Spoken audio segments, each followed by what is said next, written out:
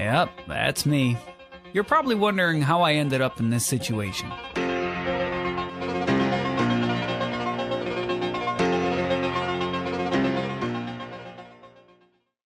So, ganito yan. Walang plano. Wala talaga. Nakachill lang kami. Natambay lang sa may bahay. Ang pinsan ko sa Puerto Princesa nang biglang may nagsabi, gusto niyo makita yung yung waterfall sa Batarasa? May nagsabi naman na kailan? May nagsabi na bukas. May nagsabi na tara. Yun na yun. Alis na kami. Walang plano. Walang checklist. Wala lang talaga. 3 bunak lang. May hawak na isang camera at yung motor. Sa Suzuki Skydrive, aka ang Pink Devil. Malalaman nyo kung bakit Pink Devil yung pinangalan namin. Umalis kami sa Puerto ng exactly 1 PM, 8 hours later. Oo, walang oras. Dumating kami sa Batarasa ng 9 PM. Ang biyahe? Masaya! Mabilis ba? Hindi, mabagal. Pero, grabe ang ganda. Isa to sa pinakamagandang araw ng buhay namin. Pero sa kasamang palad, may ibang plano sa Pink Devil. Pagkatapos ng Espanyola, biglang nag-breakdown ang Pink Devil. Hope meter pababa ng pababa. Plan B, mag-hitch na lang sana papuntang Rituba. Pero si Mark, walang takot na driver. Pro pinsan, internal optimist, hindi sumusuko. So yan, tumigil kami sa random na bahay. Nagtanong ako kung may toll sila. At opo, sabi nila.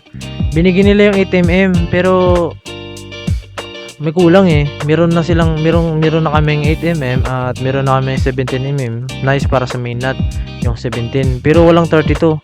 At kung wala yun, tapos na tayo. Nakita? Mamamatay na yung off meter natin. Tapos biglang may lumapit na bata. Mga 14 siguro, 15 years old.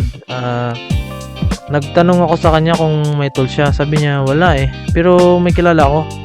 Tapos next thing na lang, siya pa yung tumulak sa Pink Devil. Alam niyo kung saan? Siyempre, sa vulcanizing shop.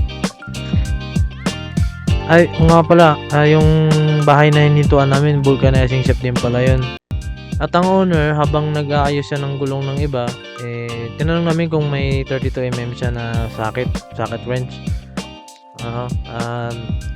Mabuti naman meron. And then boom. So yeah! Oh, let's go!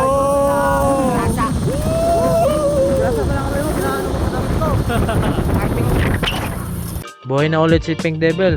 O nga pala, shoutout sa inyong dalawa kung sino man kayo, mga legends. Tapos bumalik na kami sa daan, diretso sa Rituba para kumain at magpahinga. Medyo ginabi na talaga kami. 9 PM na kami dumating. Dapat nga siguro mga 6 or 7 doon na kami. Pero dahil sa nasiraan kami, nag-contemplate. Basta ginamit pa namin yung brains namin, yung natitirang 2 brain cells namin para lang mag-ayos ng ng motor. Tapos para yun nga, kumain magpahinga kasi bukas na kami harap sa waterfall na dahilan ng lahat ng gulo na to. So abangan nyo yung part 2. Mabuhay pa kaya si Pink Devil?